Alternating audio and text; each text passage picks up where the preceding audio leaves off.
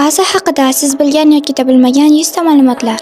Sahna nomi Asa, to'liq ismi Inami Asa. Tug'ilgan sanasi 2006-yil 17-aprel. Tug'ilgan joyi Yaponiya. Millati Yapon. Burji Qo'y.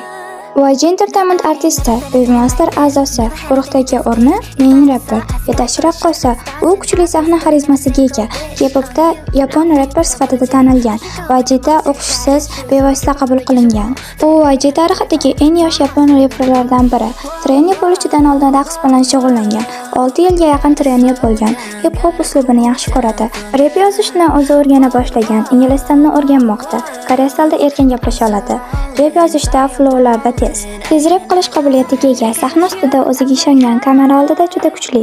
Minimalist kiyinishni yoqtiradi. Qora rangni yaxshi ko'radi. Bo'yi taxminan 165 cm atrofida. Ovozi past va xarizmatik. Baby Monsterning eng kuchli rapperlaridan biri. Rap battleda ajralib turadi.